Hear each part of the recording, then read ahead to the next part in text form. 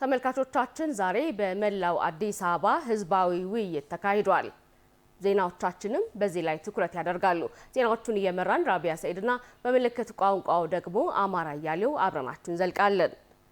አዲስ አበባ ከተማን የማልማትና ምቹ የመኖሪያ ከተማ የማድረጉ ሂደት በዋነኛነት የግል ባለሀብቱንና ነዋሪውን የህብረተሰቡን ባሳተፈ መልኩ በቅንጅት እየተሰራ መሆኑን ከንቲባ አዳነች አቤቤ ተናግረዋል። በአዲስ አበባ ከተማ ደረጃ በሁሉም ክፍለ ከተሞች ህዝባዊ ውይይት የተካሄደ ሲሆን የአራዳ ክፍለ ከተማ ነዋሪዎችም ከከንቲባ አዳነች አቤቤና ከፌዴራል መንግስት ከፍተኛ አመራሮች ጋር ውይይት አካሂደዋል። ተመልካቾቻችን የዚህ ዜና ዝርዝር እየተዘጋጀ ይገኛል። እንደደረሰን ወደ እናንተ ይዤ እመለሳለሁ። ይህ በእንዲህ እንዳለ ደግሞ የኑሮ ውድነትን ለማረጋጋት መንግስት ምርትና ምርታማነትን እንደዚሁም ደግሞ ገቢን በሚጨምሩ ጉዳዮች ላይ ትኩረት በማድረግ እየሰራ መሆኑን በህዝብ ተወካዮች ምክር ቤት የመንግስት ዋና ተጠሪ ሚኒስትር ዶክተር ተስፋዬ በልጅጌ ተናግረዋል። የክፍለ ከተማ ነዋሪዎችም ባለፉት ዓመታት የተሰሩ የስራ ዕድል ፈጠራና የከተማን ገጽታ የመቀየር ስራዎች ውጤታማ እንደነበሩ ነው የገለጹት። ቤተልሔም አየነው በዚህ ጉዳይ ላይ ተጨማሪ አሰናድታለች። ኢትዮጵያ ለጀመረችው የልማት ግስጋሴ ማስፈንጠሪያ ቀን ብቻ ሳይሆን የትውልድ የዓመታት ቁጭት የሀገር ፍትሐዊ ጥያቄ ሆኖ የቀይ ባህር ተጠቃሚነት ጉዳይ መልስ እንዲያገኝ በመንግስት የተጀመረው የባህር በር የማግኘት ጥረት በእድሜያቸው አመሻሽ በፈዘዘ አይናቸው እንኳን ቢሆን ልብ ብለው የሚከታተሉት ብሎም ተስፋ የሰነቁበት መሆኑን ይናገራሉ አቶ ኃይለ ሚካኤል። እኔ ቀደም ሲልም በኃይለ ሥላሴ ዘመነ መንግስት በ59 ዓመተ ምህረት ሪፋይነሪ ሲመረቅ ነበርኩ፣ ምርቃቱ ላይ ነበርኩ። ስላየሁት ነው አሰብን። አሁንም ቢሆን እቺ ደካማ አይኔ ያንን ስላየው አሁንም አይኔ እዛ ናት። ደካማ አይኔ አሰብ ላይ ነች። ወደዛ ነው የሚያተኩረው። ምክንያቱም ስላየው ነው ሀገሬ ነው እና አቶ ኃይለ ሚካኤል ይህንን ሀሳብ ያነሱት በቂርቆስ ክፍለ ከተማ በተካሄደው የህዝባዊ ውይይት መድረክ ነው። በመድረኩ መንግስት የጀመረው የባህር በር ጥያቄን ጨምሮ እንደ ሀገር የተሰሩ ያሉ የልማት ስራዎች በነዋሪዎች ተደንቀዋል። እኔ ዛሬ በአረብ ሀገር 10 ዓመት ስኖር ምንም አልነበረኝ። ብታዩኝ እንኳን መኖር አይደለም የኔ ቤት በጣም የሚያሳዝን ቤተሰብ በጣም በጉስቁልና ውስጥ ዛሬ ግን ያ አይደለም በእኔ ህይወት ላይ ዛሬ እኔ ዳግም ነው የተወለድኩት። እኔ የስራ እድል ተፈጥሮልኝ በእንጀራ መጋገሪያ ሼድ ከአቅመ ደካማ ሴቶች ተደራጅተን ዛሬ እንጀራ በመጋገር ልጆቻችንን በቀን 2 ጊዜ አይደለም 1 ጊዜ መመገብ ማንችለው ዛሬ ልጆቻችንን መመገብ ችለናል። በኮሪደር ልማት በሪቨር ፕሮጀክቱ በመልሶ ማልማቱ ማለት ነው ከተማችንን በልኩ እየገለጸ ያለ አመራሮቹ በተገቢው መልኩ እየሰሩበት ያለ ሁኔታ እንደሆነ እያየን እያበረታታንም አብረንም እየሰራንበት ያለ ጉዳይ ነው። ነዋሪዎቹ እንደ መንግስት ብልሹ አሰራርን ለመዋጋት እየተሰሩ ያሉ በርካታ ስራዎች መኖራቸውን ጠቁመው አሁንም ኃላፊነታቸውን በአግባቡ በማይወጡ ላይ ክትትሎች ተጠናክረው ሊቀጥሉ እንደሚገባ አንስተዋል። በዚህ ጉዳይ ላይ በብልጽግና ፓርቲ የአዲስ አበባ ቅርንጫፍ ጽህፈት ቤት የአደረጃጀት ዘርፍ ኃላፊ አቶ አብርሃም ታደሰ ምላሽ ሰጥተዋል። ብልጽግና ውስጥ ራሱ ሰርጎ የገባው ሊኖሩ ይችላሉ። ህዝቡ በመንግስት ላይ እንዲያምጽ የሚያደርጉ ሊኖሩ ይችላሉ። እነዚህ ደግሞ ብልጽግና ፓርቲ ራሱ ተከታትሎ እርምጃ መውሰድ መቻል አለበት። ከአመራር አንጻር ያነሳችሁት በየደረጃ ያለው አመራር በትጋት 7/24 የሚሰራ ህዝቡን የሚያዳምጥ ከህዝቡ ጋር የሚሰራና ልማቱን የሚያረጋግጥ እንደሆነ አንስታችኋል። በዛው ልክ ደግሞ ጉድለት ያለባቸው ጥቂት አመራሮች አሉ በሚል ያነሳችሁት አለ። ይህንን እንግዲህ አመራር የሚቀዳው ከህዝቡ ነው። ሁሉም እኩልና የተመጣጠነ አቅም እና አፈጻጸም ስነ ምግባር አለው ብለን አናምንም። ጉድለት ባለባቸው ቦታዎች ደግሞ በሪፖርቱ ሲቀርብ እንደሰማችሁት ጠንከር ያሉ ፖለቲካዊም አስተዳደራዊም ህጋዊ እርምጃዎችም እየወሰድን ነው የመጣ ነው። ይሄ ተጠናክሮ ይቀጥላል። አዲስ አበባን በብዙ መልክ ገጽታዋን የቀየረው የኮሪደር ልማት ዘላቂ እንዲሆን የመሰረተ ልማት ጥበቃ ትኩረት እንደሚሻ ነዋሪዎቹ ላነሱት ጥያቄም አቶ አብርሃም ምላሽ ሰጥተዋል። ታክሲዎች ይጭናሉ፣ ይመጣሉ። ኮሪደር ላይ ሳሩ ላይ ነው የሚያራግፉት እና እሱ ነገር ሰው ሳር ላይ ነው የሚሄደውና እሱ ነገር እየተበላሸ ነው ያለውና እሱ ነገር እንደው ብታሰብበት። ከኮሪደር ልማት ጋር ተያይዞ ያነሳችሁት ጥበቃው ላይ ትኩረት ይደረግ ነው። የከተማ አስተዳደሩ ከፍተኛ ሀብት የፈሰሰበት ህብረተሰቡ ደግሞ በከፍተኛ ሁኔታ ርብርብ ያደረገበት ከተማችንን ወደ ስታንዳርድ ያመጣንበት ከተማችን የቱሪዝም ማዕከል እንድትሆን እሱ ብቻ ሳይሆን ከተማችን የዓለም ሶስተኛው የዲፕሎማሲ ከተማ እንደመሆኗ መጠን እሱን የሚመጥን ከተማ እንድትሆን የማድረግ ስራ በሰፊው እየተሰራ ነው ያለው። እነዚህ ልማቶች ደግሞ ተቋማዊ አቅም እንዲኖራቸው የከተማ አስተዳደሩ በኮሪደር የለሙ ልማቶችንና የወንዝ ዳርቻ ልማትን የሚያስተዳድር ባለስልጣን አቋቁሟል። ይሄ ባለስልጣን በቅርብ ጊዜ ነው የተቋቋመው። ክፍተቶች በሚኖርባቸው ቦታዎች ላይ እያገዘ እያረመ የሚሄድበት አግባብ አለ። በከተማዋ የኑሮ ውድነቱን ለማረጋጋት የእሁድ ገበያን ጨምሮ በርካታ ስራዎች መሰራታቸው ገበያን እያረጋጋ ቢሆንም አሁንም ትኩረት ሊሰጡ ይገባል ሲሉ ውይይቱ ተሳታፊዎች ጠቁመዋል። በህዝብ ተወካዮች ምክር ቤት የመንግስት ዋና ተጠሪ ሚኒስትር ዶክተር ተስፋዬ በልጅጌ መንግስት የኑሮ ውድነትን ለማረጋጋት ምርትና ምርታማነትን ማሳደግን ጨምሮ ዘርፈ ብዙ ስራዎችን እያከናወነ መሆኑን ገልጸዋል። ሌላኛው የመንደር ሱቅ ነው። የመንደር ሱቆች ምንም ባለቤት የላቸውም። እንደፈለጉ ነው የሚጨምሩት።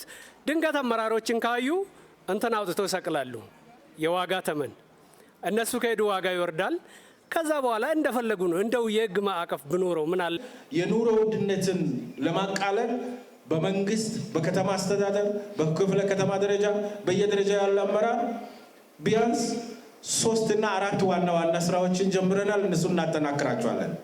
የመጀመሪያው ምርታማነትን ማሳደግና ሁሉም ሰው ምርታማ እንዲሆን ማድረግ ነው። ለምሳሌ ስራ የሚሰራ ሰው፣ ምርት የሚያመርት ሰው፣ ገቢ የሚያገኝ ሰው ገበያ ላይ ያለው ዋጋ ቢወደድ መግዛት ይችላል አይደል? ገቢ ካገኘ ገቢ ከጨመረ ዋናው እኮ በኑሮ ውድነት የሚጎዳው ሰው ገቢው የማይጨምርለትና ገቢ የማያገኝ ሰው ነው። ስለዚህ ምርታማነትን ማሳደግ ያስፈልጋል ብለን የጀመርነው ስራ አለ። ከዚህ ውስጥ አንዱ በክልሎች ላይ የምንሰራው የግብርናው ዘርፍ ላይ የጀመርነው ግብርናው መቀየር ነው። ህዝባዊ የውይይት መድረኩ ፍሬያማ ብሎም የህዝብን ድምጽ በአግባቡ የተሰማበት መሆኑን ዶክተር ተስፋዬ አንስተዋል።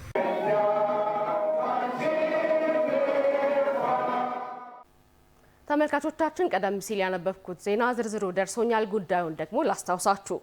አዲስ አበባ ከተማን የማልማትና ምቹ የመኖሪያ ከተማ የማድረጉ ሂደት በዋነኛነት የግል ባለሀብቱንና ነዋሪውን ህብረተሰብ ባሳተፈ መልኩ በቅንጅት እየተካሄደ መሆኑን ከንቲባ አዳነች አቤቤ ተናግረዋል። በአዲስ አበባ ከተማ ደረጃ በሁሉም ክፍለ ከተሞች ህዝባዊ ውይይት የተካሄደ ሲሆን የአራዳ ክፍለ ከተማ ነዋሪዎችም ከከንቲባ አዳነች አቤቤና ከፌዴራል መንግስት ከፍተኛ አመራሮች ጋር ተወያይተዋል። ሰብስቤ ባዩ ተከታትሎታል። በአዲስ አበባ ከተማ ደረጃ በሁሉም ክፍለ ከተሞች ህዝባዊ ውይይት የተካሄደ ሲሆን በአራዳ ክፍለ ከተማ ከንቲባ አዳነች አቤቤ፣ የፕላንና ልማት ሚኒስትር ዶክተር ፍጹም አሰፋና የቱሪዝም ሚኒስትር ሰላማዊት ካሳ በተገኙበት ህዝባዊ መድረኩ ተካሂዷል። በውይይቱ መግቢያ ባለፈው ዓመት ከተካሄዱ የህዝብ ውይይቶች በኋላ ከነዋሪ ለተነሱ ጥያቄዎች የተሰጡ ምላሾች፣ የከተማ አስተዳደሩ ህዝብን ባሳተፈ መልኩ እያከናወናቸው ያሉ የከተማ ልማት ስራዎችና የመጡ ለውጦችን እንዲሁም ያጋጠሙ ተግዳሮቶችን እንደ ሀገርም በኢኮኖሚያዊ ማህበራዊና ፖለቲካዊ መስኮች የተከናወኑ ተግባራትንና ቀጣይ አቅጣጫዎችን የተመለከተ ገለጻ ተደርጓል። የውይይቱ ተሳታፊዎችም ከሀገራዊ ለውጡ በኋላ እንደ ሀገርም እንደ አዲስ አበባ ከተማም የመጡ ለውጦች የሚደነቁና ተጨባጭ መሆናቸውን ተናግረዋል። አዲስ አበባን እናውቃለን። እኔ 40 ዓመት ተቀምጫለሁ አዲስ አበባን ምን እንደምትመስል እናውቃለን። አሁን ደግሞ ሶስተኛ የዲፕሎማቲክ ከተማ አገር ነች። ምን ያህል አድናቆት እንደተገኘ እናያለን እና የተሰራውን ስራ አለማድነቅ ንፉግነት ነው የሚሆነው። ስለዚህ ታሪክ የምትሰሩ ሰዎች፣ በየረድፉ ያላችሁ ሰዎች እግዚአብሔር ከእናንተ ጋር እንዲሆን እለምናለሁ።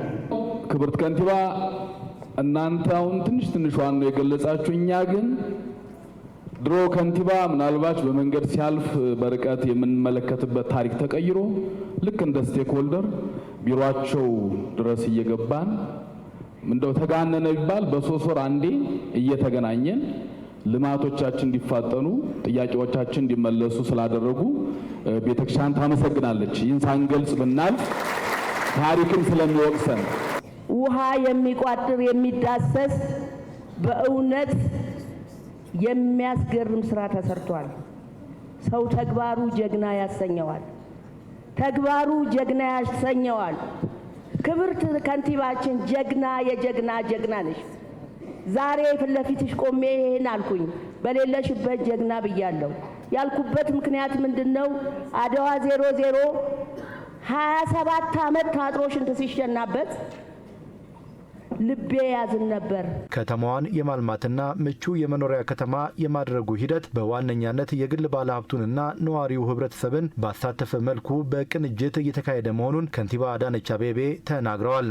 ሀገራችን በብዙ መንገድ የእድገት ጎዳና ውስጥ ገብታለች።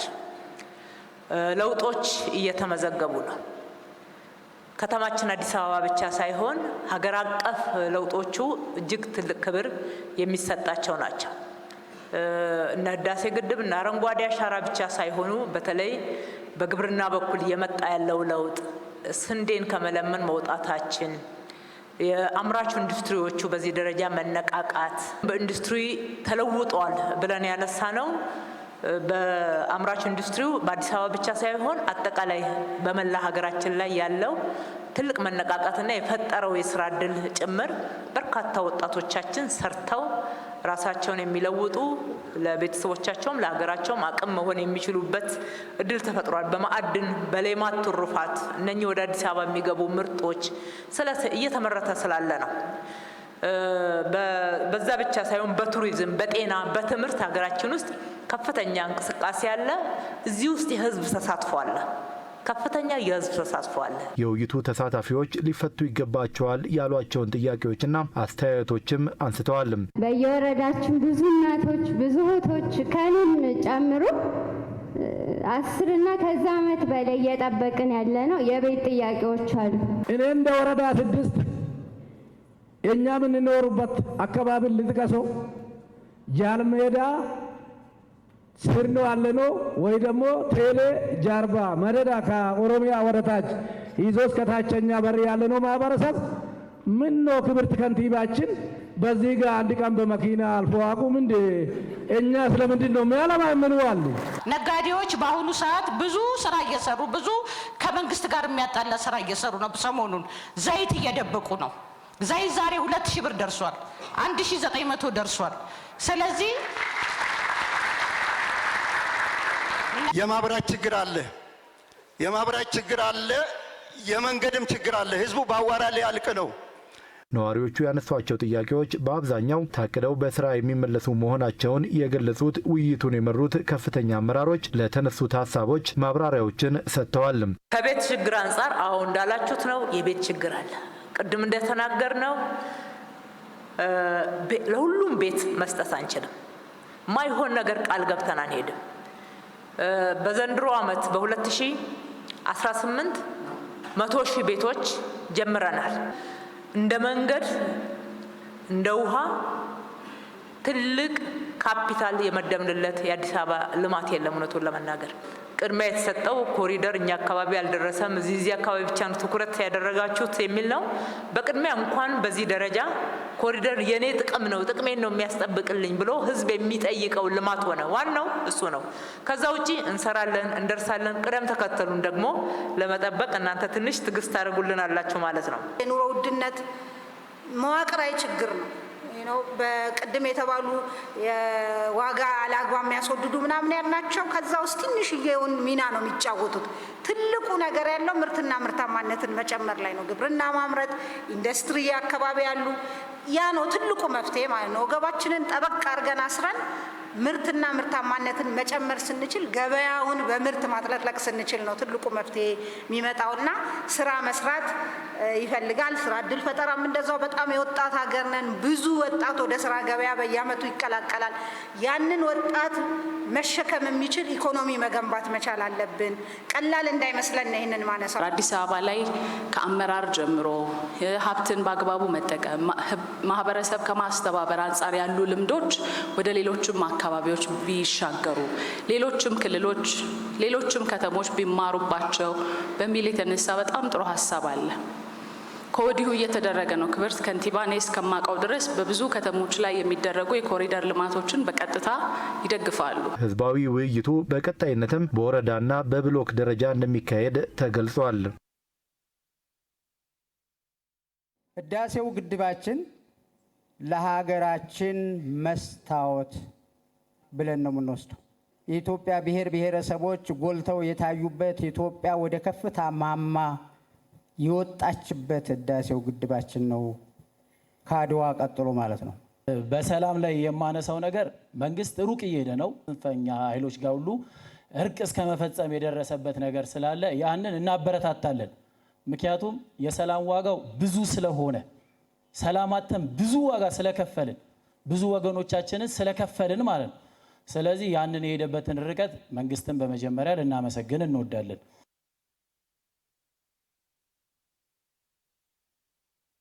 እኔ የስራ እድል ተፈጥሮልኝ በእንጀራ መጋገሪያ ሼድ ከአቅመ ደካማ ሴቶች ተደራጅተን ዛሬ እንጀራ በመጋገር ልጆቻችንን በቀን 2 ጊዜ አይደለም 1 ጊዜ መመገብ ማንችለው ዛሬ ልጆቻችንን መመገብ ችለናል። አቧራ፣ ንፋስ፣ ውርጭ፣ ብርድ ሳይል የሚሰራ መንግስት ነው። ያኔ አቤት ያረጀ ፈጀ ቤት ሱፍ ለብሶ ዶማ ይዞ አካፋ ይዞ መኮትኮት ማፍረስ ይሄን ማን ያደረገ የዓለም መንግስት አለ ብለን ብንል ማጋነን አይሆንብንም። ከመልእክቱ ተመልሰናል ተመልካቾቻችን። ዛሬ በመላው አዲስ አበባ ህዝባዊ ውይይት ተካሂዷል። በቂርቆስ ክፍለ ከተማ የነበረውን ውይይት አንስተናል። በማስከተል ደግሞ ወደ ልደታ ክፍለ ከተማ ነው የምናልፈው። በልደታ ክፍለ ከተማ ህብረተሰቡ ምን ጉዳዮችን አነሱ የሚለውን ደግሞ እናስቃኛችሁ። ለወጣቶችና ሴቶች የስራ እድል ተጠቃሚነት የተሰጠው ትኩረት ተጠናክሮ እንዲቀጥል ነው የልደታ ክፍለ ከተማ ነዋሪዎች የጠየቁት። በሌላ በኩልም የጠየቁት ነገር ምንድነው? ነዋሪዎቹ ከመንግስት ከፍተኛ የስራ ኃላፊዎች ጋር ባደረጉት ውይይት እንደ ሀገርም ሆነ በከተማ የተሰሩ የልማት ስራዎችም የነዋሪዎችን ተጠቃሚነት እያረጋገጡ መሆናቸውን ነው ያነሱት። እነዚህንና ሌሎች በርካታ ጉዳዮች ተነስተዋል። ባልደረባችን ቴዎድሮስ ኢሳ በዚህ ጉዳይ ላይ ተጨማሪውን አሰናድቷል። ተከታትለን እንመለስ።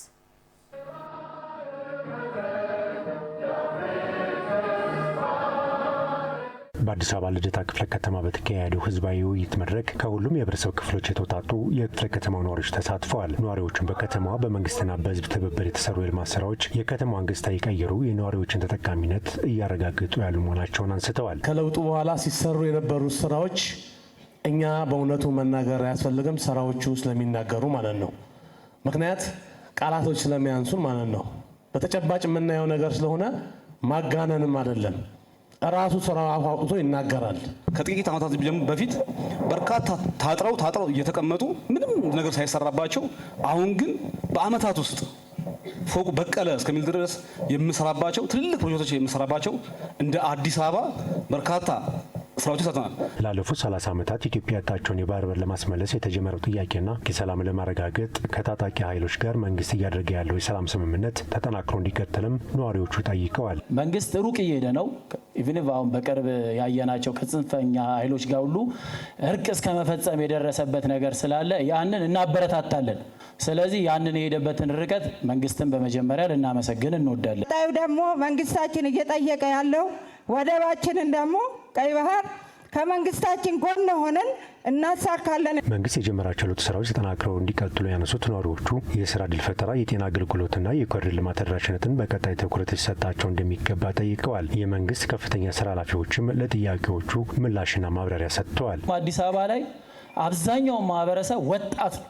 የስራ ዕድል ፈጠራውን ሰፊ ብታረጉት በየሰፈሩ በየአካባቢው ባሉ ጸጋዎች ላይ ወጣቱን ለማሳተፍ ሴቷን ተጠቃሚ ለማድረግ አበክረን እንሰራለን።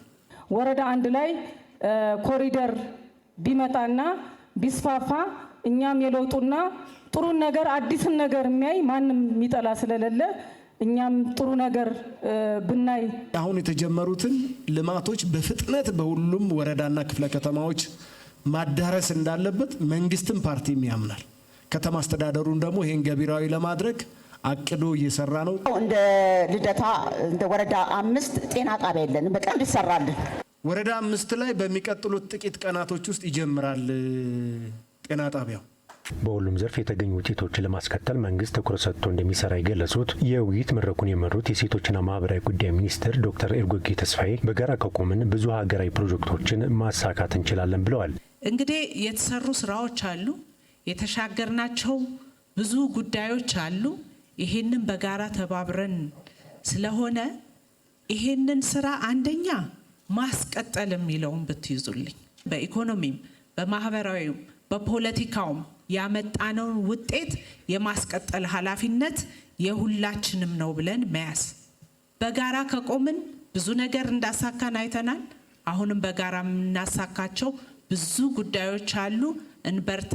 ሀገር ብሎም እንደ አዲስ አበባ ከተማ የተገኙ ስኬቶች በህዝብ አብሮነትና ተሳትፎ የተመዘገቡ መሆናቸውን የገለጹት የውጭ ጉዳይ ሚኒስትሩ ዶክተር ጌታሁን ጢሞቴዎስ የበለጸገች ኢትዮጵያን ለማድረግ መተባበርና አብሮ መቆም ያስፈልጋል ብለዋል። ጥሩ የተጀመሩ ነገሮች፣ ጥሩ የተሳኩ ነገሮች ቢኖሩም መድረስ ከምንፈልግበት ከግባችን ከትልማችን አኳያ ሲታይ ገና ብዙ ነገር ይቀራል። ብዙ ትላልቅ የልማት ሀሳቦች፣ ውጥኖች አሉ። ይሄ ግብ ሊሳካ የሚችለው ከተባበርን፣ ከተጋገዝን፣ ከተደጋገፍን ነው። ህዝባዊ ውይይት መድረኩ ከዚህ በፊት በተካሄዱ የህዝብ መድረኮች ለተነሱ ጥያቄዎች የተሰጡ ምላሽና የወደፊት አቅጣጫዎችም የጋራ የተቀመጡበት ነው። እዚህ ጉዳይ ላይ እንቆያለን ተመልካቾቻችን። ዛሬ በመላው አዲስ አበባ ህዝባዊ ውይይት ተካሂዷል። በኮልፌ ቀራኒዮ ክፍለ ከተማ ደግሞ ባልደረባችን ተመስገን ይመር ተገኝቶ ነበር። አጠቃላይ የነበረውን ሂደት ሊያደርሰን ደግሞ ስቱዲዮ ተገኝቷል። ተመስገን እንደምን አመሸህ? ደህና። አጠቃላይ የነበረው ሂደት ምን ይመስላል? ከህብረተሰቡ የተነሱ ጥያቄዎችስ የተመለሱ ምላሾችስ ምን ይመስላሉ? አመሰግናለሁ። እንግዲህ በዛሬው ዕለት በተለይ በኮልፌ ቀራኒዮ ክፍለ ከተማ በርካታ ጥያቄዎች ተነስተዋል። እያንዳንዱ ጥያቄ ከዚህ በተጨማሪ አጠቃላይ ጉዞውን በሶስት መንገዶች ከፍለን መመልከት እንችላለን። በኢኮኖሚ ዘርፍ በተለይ ደግሞ የመደመር መንግስት ባለፉት ዓመታት ያስመዘገባቸው ለውጦች እንደዚሁም ደግሞ የተገኙ ስኬቶች እንግዲህ ከመድረኩ ሲነሱና ሲንጸባረቁ ነበር።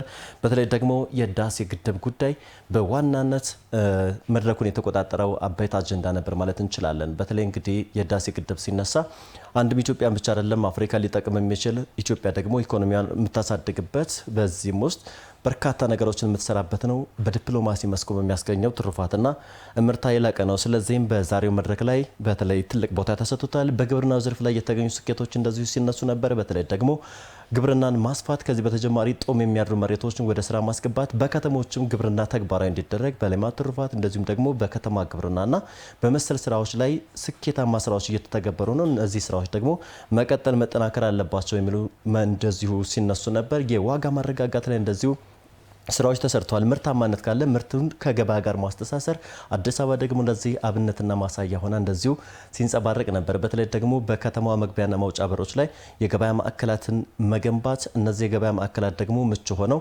በቀጥታ ካምራቹ ምርትን ለገዥ እንደዚሁ የሚያቀርቡ ሆነው ተዘጋጅተዋል። ይህ ሊጠናከር ይገባል። በቱሪዝም በከተማ ልማት እንደዚሁ የተነሱ አበይት አጀንዳዎች ናቸው። በተለይ የከተማ ልማትን ስናነሳ እንግዲህ ከተማን መቀየር ብቻ አይደለም፣ ከተማው ኢኮኖሚ እንዲያመነጭ ማድረግ በዚህም ደግሞ የኮንፈረንስ ቱሪዝም ማዕከልነቷን እንድታረጋግጥ አዲስ አበባ ባለፉት ዓመታት የተሰሩ ስራዎችና የተገኙ ውጤቶች እንደዚሁ የሚበረታቱና የሚደነቅ ስለመሆኑ ተነስቷል። በማህበራዊ ዘርፉም እንደዚሁ የጤና ተቋማትን ማስፋት ማዘመን፣ ከዚህ በተጨማሪ አዳዲስ የጤና ተቋማትን መገንባት ላይ አዲስ አበባ ባለፉት ዓመታት በርካታ ስራዎችን ሰርታለች። ኮልፌ ቀራኒዮ ክፍለ ከተማም በርካታ ስራዎች ተሰርተዋል።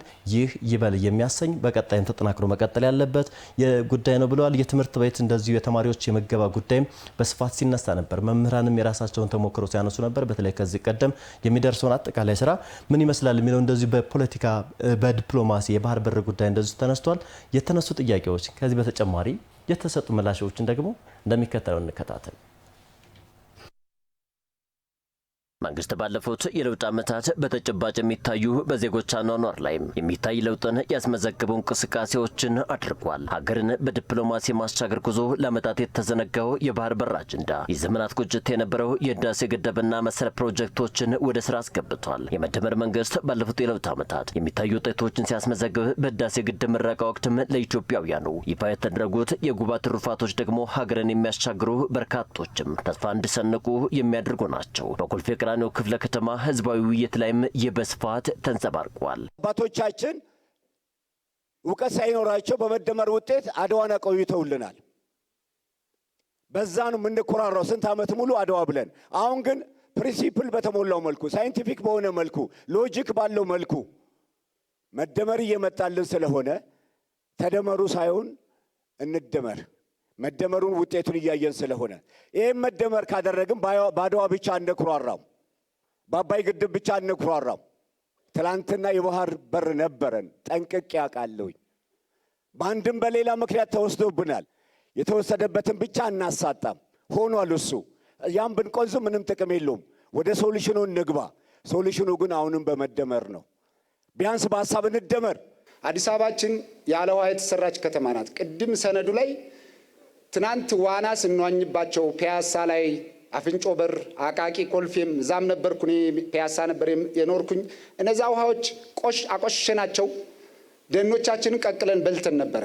እነዛ እየተመለሱ ስለሆነ ከፍ ያለ ምስጋና ለዚህም እናቀርባለን። አዳማጭ የሥራ ኃላፊዎች አሉ ከሀገር ጀምሮ። ለዚህ ዕውቅና ልንሰጥ ይገባናል። ጊዜዎችን በጥንቃቄ ማየት ጥሩ ነው። አዲስ አበባን አዲስ አበባ አድርገዋል፣ አስደምሞናል። እኛ የምናውቀውን አዲስ አበባ ሄደን እኮ እየጠፋብን ነው።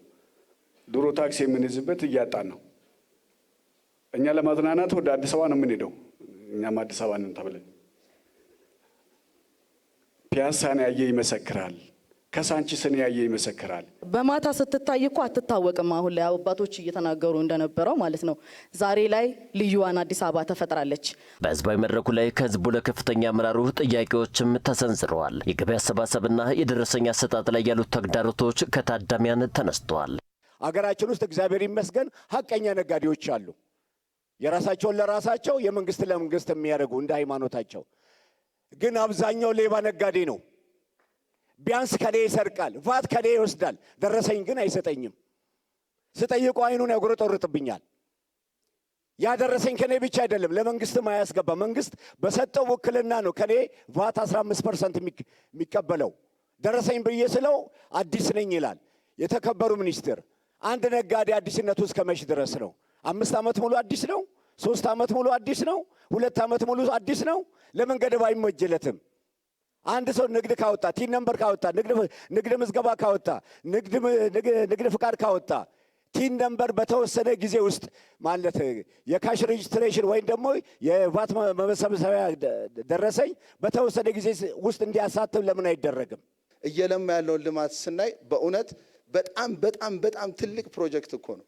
ቀለል አድርገን የምናየው አይደለም። ሰዎች የሆነ ነገር ለመስራት ሲያስቡ ምን ያህል ኢንቨስት እየተደረገ መሆኑን በደንብ ይገባናል። የከፈልነው ግብር የት እየተሰራ እንደሆነ ምን እየተሰራ እንደሆነ በደንብ የምናየው ነገር አዲስ አበባን ማየት ይቻላል። ገቢዎች ሄደን አብዛኛው ሰው ቲን ነምበር እንኳን ለማውጣት ወረፋ ይዛል። ቲን ነምበር ለማውጣት ግብር ለመክፈል ሌሊት ይወጣል። ለምን? ሰው ደስ ብሎት የመንግስትን ግብር ለመክፈል በሚሄድበት ሰዓት ላይ ለምንድን ነው ወረፋዎች የሚበዙት?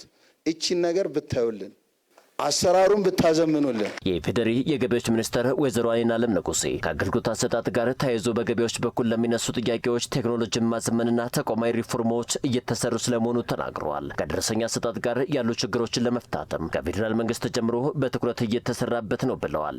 ደረሰኝ የመጠየቅ ባህላችንም በጣም ዝቅተኛ ነው። የምንገዛ ሰዎች ደረሰኝ ስጡን ስትሉ ለሀገራችሁ እየሰጣችሁ መሆኑን ማወቅ ያስፈልጋል። በተለይ የተጨማሪ እሴት ታክስና ሌሎች ቀጥተኛ ያልሆኑ ታክሶች የመንግስት ታክሶች ናቸው። ጉቦ የሚሰጠው ከዛ ነው የተባለው አይቆጨውም። ከዛ ቢሰጥ የተባለው በደንብ ነው እኔ እንትን ያደረኩት ካፕቸር ያደረኩት። ለምን ቫት ማለት መንግስት በሰጣችሁ ውክልና መሰረት ከኮንሱመር ሰብስባችሁ ወይም ሰብስበው የሚያስገቡት ገንዘብ ነው። የነጋዴ ገንዘብ አይደለም።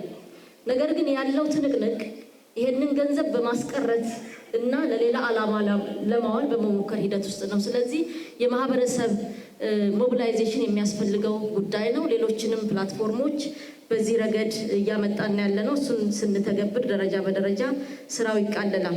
ለቀጣዩ ሀገራዊ ምርጫ ያለ ዝግጁነት ምን ይመስላል? ሌላኛው ከመድረኩ ተሳታፊዎች የተነሳ ሀሳብ ነው። የጠቅላይ ሚኒስትር ጽህፈት ቤት ኃላፊና የካቢኔ ጉዳዮች ሚኒስትር ወይዘሮ አለምፀሐይ ጳውሎስ መንግስት መጪው ምርጫ ነጻና ፍትሐዊ ይሆን ዘንድ ከህዝቡ ጋር በቅንጅት ይሰራል ብለዋል። ምርጫ ላይ ካሁን በፊት የነበሩ ምርጫዎች ዛሬ መደገም አይችሉም። ቢኮዝ አሁን ልቀት ሄደናል። ቴክኖሎጂው ተራቋል። የሚመረጡ ምርጫ ምክር ቤቶች ወሳኝ ስለሆኑ ከወዲሁ ምክር ቤት ምርጫ ላይ የሰው ዝግጅቱ ብልጽግና ከወዲሁ ሊያስብበት ይገባል አሉ። የካሁን ቀደም የነበሩ ምክር ቤቶችን ወረዳም ክፍለ ከተማ የሚያሉ ምክር ቤቶችን ማየት በቂ ነው። በዛ አቅም አሁን ባለንበት ደረጃ መራመድ አንችልም። ስለዚህ ጊዜውን የሚመጥንና ጊዜውን የዋጀ የሰው ኃይል መዘጋጀት ስላለበት ብልጽግና በሚቀጥለው ምርጫ ላይ አጭር ጊዜ ስለቀረው ትኩረት ሰጥቶ ሊሰራ ይገባል ብዬ አንዱ ማሳሰቢያ ከጠቅላይ ሚኒስትር ቢሮና በሚኒስትር ደረጃ ያላችሁ ስለሆነ ይሄ በአገር ደረጃ የሚታይ ስለሆነ ይህንን እንድትይዙልኝ እፈልጋለሁ። ዘንድሮ የምርጫ ዓመት ነው። ምርጫው ሰላማዊ፣ ፍትሃዊ፣ ዲሞክራሲያዊ ሆኖ እንዲጠናቀቅ ደግሞ እያንዳንዳችን ትልቅ ድርሻ አለ። አካባቢያችን ሰላም ከመጠበቅ፣ ህገወጥ ድርጊቶችን ከመከላከል፣ አንዳንድ ህገወጥ ድርጊቶች እንደ ቀላል ያነሳናቸው ዋጋ ላይ የሚጨምሩ ህገወጥ ነጋዴዎች፣ አላግባብ ዝንባሌ የሚያሳዩ አፍራሽ አጀንዳ የሚቀሰቅሱ ሰዎች የራሳቸውን ከጀርባ አጀንዳ ስላለ ይህንን በንቃት መከታተልና እነዚህ ከጀርባ የሚታዝለው አጀንዳዎችን አራግቦ ሰዎችን ከአጀንዳቸው ነፃ ማድረግ የኛ ኃላፊነት ነው ማለት ነው። አላግባብ የሆኑ ኮሮጆችን የሚያሸክሙ ሰዎችን አልሸከምም የሚል ትውልድና ነዋሪ ማድረግ አለብን፣ መሆን አለብን። ህገ ወጥ ቅድም ሌብነት ያልኩት የንግዱ ሌብነት ይመለከታል። አላግባብ ዋጋ የመጨመር ዝንባሌዎች፣ አላግባብ ሰውን እርስ በርሱ እንዲጠራጠር የሚያደርጉ ዝንባሌዎች ያሉባቸው ቦታዎች ላይ በአቋም ቆመን መመልከት ከእያንዳንዳችን የሚጠበቁ ትልልቆቹ ተልዕኮዎች ናቸው። ህዝባዊ ውይይቱን በየካ ክፍለ ከተማ ተካሂዷል። አገልግሎት አሰጣጥን ለማዘመንና ብልሹ አሰራሮችን ለመከላከል የተጀመሩ ስራዎች ትኩረት ሊሰጣቸው እንደሚገባ ነው የየካ ክፍለ ከተማ ነዋሪዎች የጠየቁት። በመድረኩም ገደብ ያጣው በተለይ የማህበራዊ ሚዲያ አጠቃቀም መፍትሄ ሊያገኝ እንደሚገባም ጠይቀዋል። በነዋሪዎቹ ለተነሱ ጥያቄዎችና አስተያየቶችም የመንግስት የስራ ኃላፊዎች ምላሽ ሰጥተዋል። ጽዮን ማሞ ተከታትሏለች። አብረን እንየው።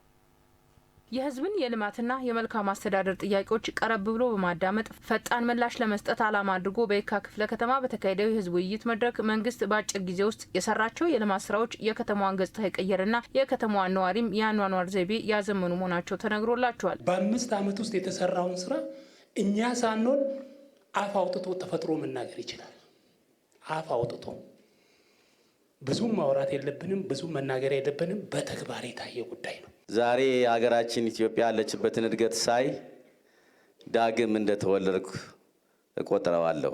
እነዚሁ ሰው ተኮር የልማት ስራዎች የነዋሪዎችን ተጠቃሚነት እያረጋገጡ ቢሆንም አሁንም የኑሮ ውድነት፣ የአገልግሎት አሰጣጥና የማህበራዊ ሚዲያ አጠቃቀም ትኩረት የሚሹ ጉዳዮች መሆናቸውን የውይይቱ ተሳታፊዎች ጠይቀዋል። ለተነሱ ጥያቄዎችም በብልጽግና ፓርቲ የአዲስ አበባ ቅርንጫፍ ጽህፈት ቤት ኃላፊ አቶ ሞገስ ባልቻ ምላሽና ማብራሪያ ሰጥተውባቸዋል። አፈጻጸሙ ላይ አሁን አንድ የወጣው አዲሱ መመሪያ ላይ ትንሽ ክፍተት ስላለው እሱን ወስዳችሁ ብታዩልን፣ የሰራተኛው መብት መጠበቅ ስላለበት ከካቢኔና ከእንትን የተዋቀረ ስለሆነ የሰራተኛ ተወካይም እንዲገባበት ብትይዙልን።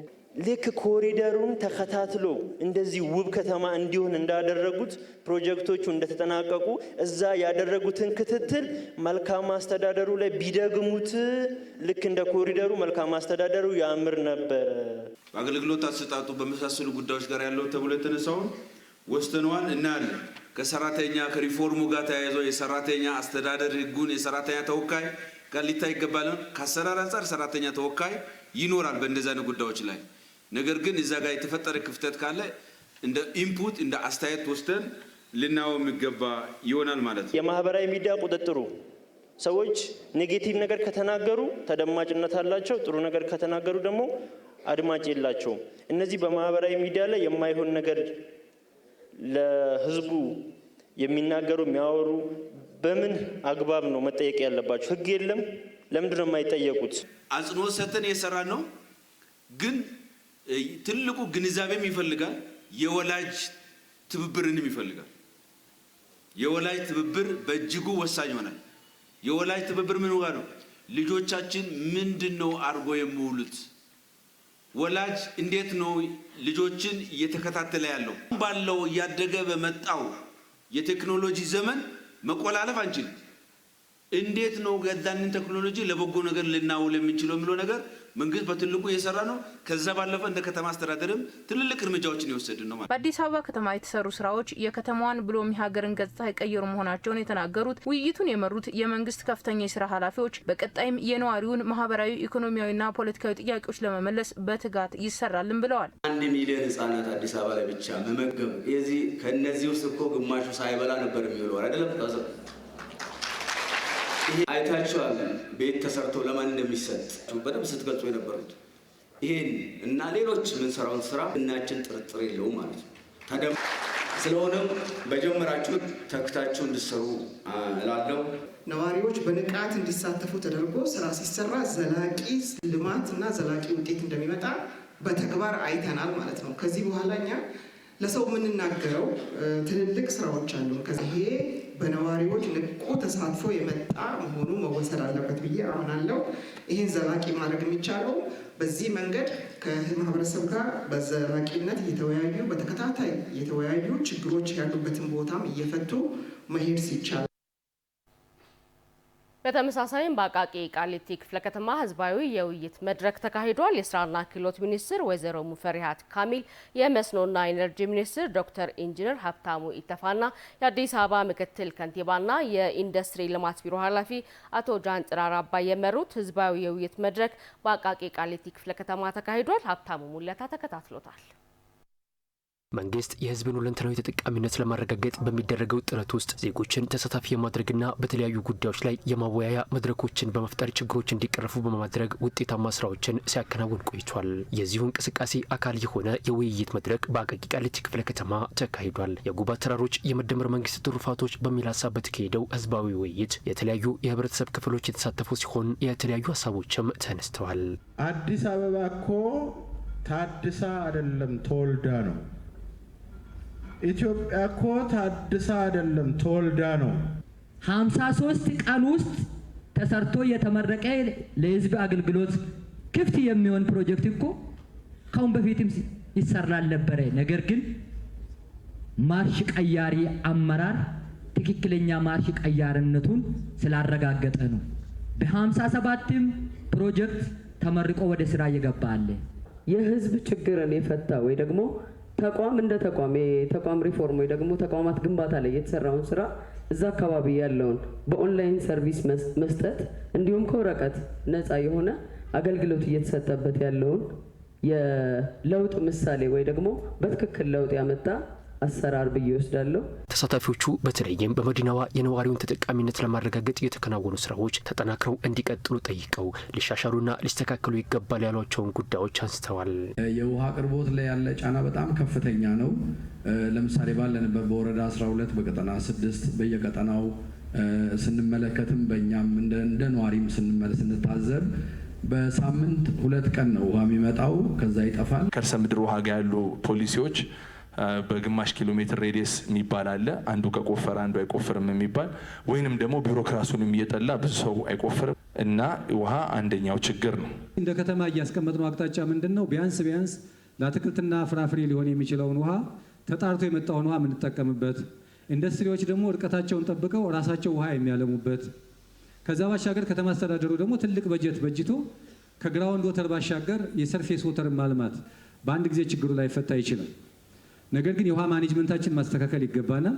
ውሃ ላይ ሰፊ ኢንቨስትመንት ይፈልጋል። ከተማ አስተዳደሩም ልዩ ትኩረት ሰጥቶ እየሰራ ስለሆነ በጋራ ችግሩን እየፈታን የምንሄድበት ሁኔታ ይኖራል። ተጨማሪ ውሃ ማልማት አስፈላጊ መሆኑን እንደ ፌዴራልም እኛ እናውቃለን። የገርቢ የሲቪሉንም በተቻለ መጠን ገንዘብ ከውጭ እንዲገኝ ከአስተዳደሩ ጋር እየሰራንበት እንገኛለን። ተጨማሪ ሲመጣ ብዙ ነገሮችን ይፈታል። እስከዛ ግን ጭቋላ ከርሰ ምድር ውሃ ፕሮጀክት ይሄንን ቡስት ያደርጋል ብለን እናስባለን። ስራዎች ተጀምሯል። በዛ ልክ እናግዛለን። ከኑሮ ውድነት ጋር ተያይዘው ያሉ ችግሮች በተሳታፊው ዘንድ የተነሱ ሲሆን በመንግስት በኩል ችግሩን ለመቅረፍ እየተከናወኑ የሚገኙ ተግባራት ተመላክተዋል። የኑሮ ውድነት ማረጋጋት ላይ የቅዳሜ ገበያና የሰንበት ገበያ የሚባል በቁርጠኝነት በሁሉም ወረዳ እንደምሰራ አሁንም አጠናክሮ እንደሚቀጥል ይፈልጋሉ። ሸማች የከተማ 1 ቢሊዮን የሚደርስ 1.4 ቢሊዮን ድጎማ አድርጎ ምርት ወደ ከተማው እንዲገባ እያደረገ ነው ያለው። ይሄ የሰብል ምርት ጤፍ፣ ስንዴ፣ በቆሎ ከዛ ባሻገር ይዞታቸው ላይ ደግሞ ወፍጮና ቫልዩ አድ አድርገው እንጀራ አምርተው ዳቦ አምርተው እንዲያቀርቡ እየተደረገ ነው። ከተማ ውስጥ ያለው የኮሪደር ልማት አቃቂ ቃሊቲን እንዲጎበኝ ክቡር ምክትል ከንቲባ ለክብርት ከንቲባዋ ለንግስታችን አዳነች አቤቤ ፊት እንዲያስቀምጡልኝ አደራ ላለው። ግን ደግሞ እዚህ ዓመት የመጀመሪያ ጉዳይ የጀመሩት እናጠናቅ ነው። 2018 ላይ ይሄ ማለት አይሰራም አይቀጥልም ማለት አይደለም። 2018 ግን እስኪ የሰራነውን ስራ ኦዲት እናድርገው እንጨርስ፣ እነዚህን አጠናቀን የህብረተሰቡን ተጠቃሚነት እናረጋግጥ፣ ቀጥለን ደግሞ ወደ የትኞቹ እናስፋ የሚለው ደረጃ በደረጃ እያየን እንሄዳለን የሚል ስምምነት አለን።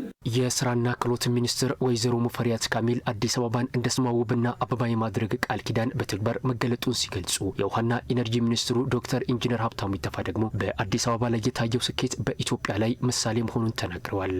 አዲስ አበባን እንደ ስሟ ውብና አበባ እናደርጋታለን የሚል ቃል ነበር።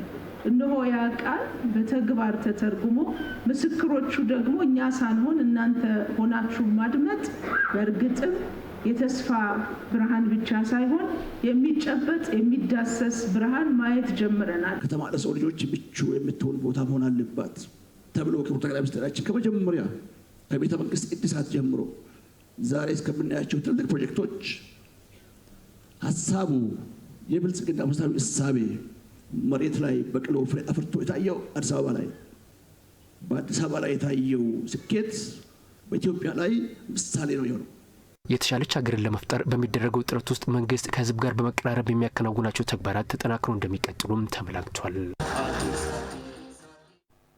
ወደ ለሚኩራ ክፍለ ከተማ ተሻግረናል። የአርሶ አደሮችን ተጠቃሚነት ለማረጋገጥና የመልካም አስተዳደር ችግሮችን ለመቅረፍ ዘርፈ ብዙ ስራዎች እየተሰሩ መሆናቸውን በህዝባዊ ውይይቱ ላይ ተነስቷል። ከመልካም አስተዳደርና ከብልሹ አስተዳደር ጋር የተያያዙ ችግሮችን ደግሞ ከመሰረቱ ለመፍታት ለአንድ ማዕከል አገልግሎት ትኩረት መሰጠቱን ደግሞ የተናገሩት በብልጽግና ፓርቲ የአዲስ አበባ ቅርንጫፍ ጽህፈት ቤት ምክትል ኃላፊና የፖለቲካ ዘርፍ ኃላፊ ወይዘሮ አለም ፀሐይ ሽፈራው ናቸው።